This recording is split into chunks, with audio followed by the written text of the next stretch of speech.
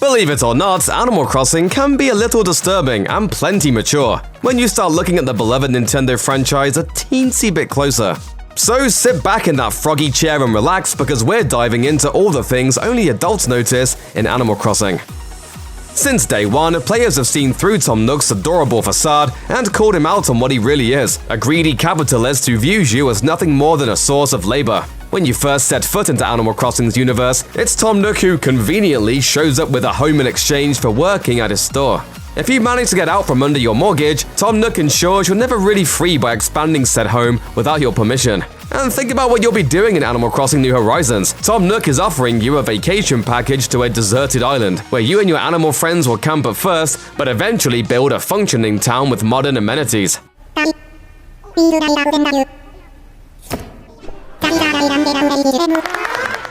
That new town will be built on the backs of those who are supposed to be on vacation.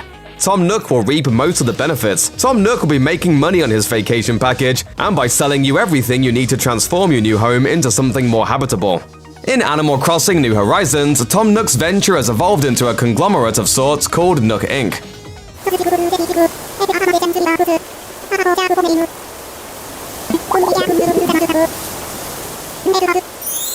A lot of video games feature animals as the stars, and it's clear the concept is a popular one. Players love seeing Donkey Kong leap from platform to platform and adore Sonic's spin dash. Most people have probably never seen a real-life Bandicoot before, so Crash is a clear favorite. Animals are a staple of video games, but when you get into the simulation side of things and animals are the characters, the situation gets weird. Here's a question for you. What kind of meat do the animals in Animal Crossing eat? It's strange to think about, but even more strange when you play while keeping this in mind. It's not unusual to see cows chilling out on cowskin rugs, for example. Birds attending a barbecue where other birds are roasted isn't out of the ordinary.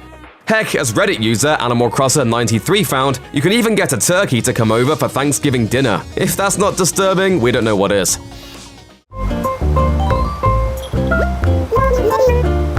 Isabelle is one of the more delightful characters in the Animal Crossing universe. She's kind, she's happy-go-lucky, she's always willing to help, and almost always wears a smile whenever you see her. She can also kick some ass when need be, but that's beside the point. As you, the player, progress toward your goals in Animal Crossing, Isabelle is there every step of the way to guide you and make sure you have exactly what you need. It's become clear, however, that Isabelle doesn't get nearly enough credit for all of her hard work. In that regard, she seems representative of just about every overworked woman in the world. She pours her heart and soul endlessly into the task at hand, only to see someone else receive all of the accolades and all the attention.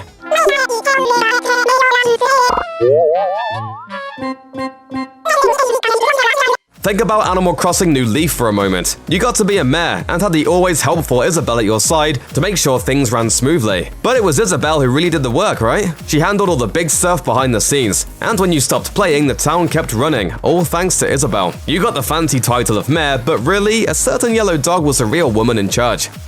It's no secret that travel is a big part of Animal Crossing, and as luck would have it, there exists a character whose main purpose is to shuttle you to and fro.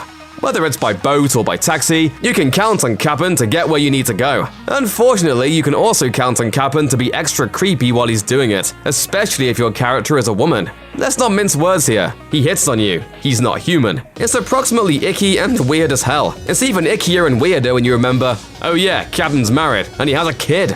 And it gets worse, because although he might look like one, Kapp'n isn't a turtle at all. As should be pretty obvious from his name, Kapp'n is actually based on a Japanese monster called the Kappa, a creature that, abducts and eats children. Think about that the next time Kapp'n offers you a ride.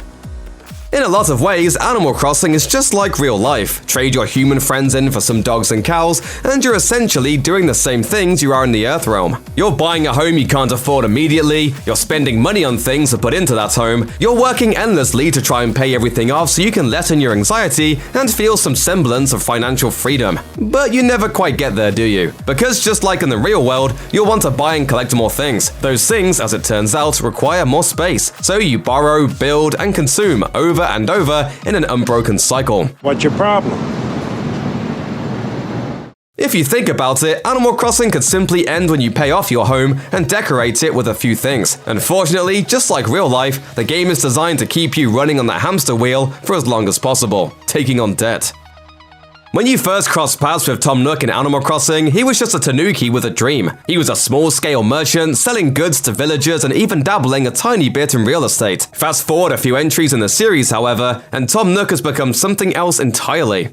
In Animal Crossing New Horizons, Tom Nook's venture has evolved into a conglomerate of sorts called Nook Inc. His business offers vacation packages to remote islands. Nook owns stores as well. Nook even has his own smartphone called the Nook Phone, which keeps vacationers connected and enables them to rack up and spend what are called Nook Miles. Those Nook Miles, in case you were wondering, can be used to purchase items from Tom Nook's store. The path Tom Nook has traveled is not unlike that of Jeff Bezos, the founder of Amazon. Bezos too started a small business that eventually became massive to the point of being unavoidable. And just like Nook, Bezos is now slapping the Amazon name on all kinds of different goods and services, including tablets, video streaming services, and more.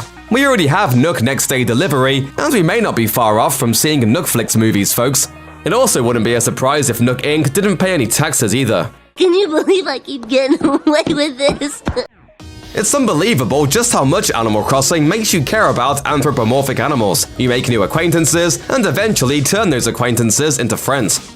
You grow to appreciate their personalities and their quirks, and eventually, you find yourself wondering how Rosie the cat is doing, even when you're not playing.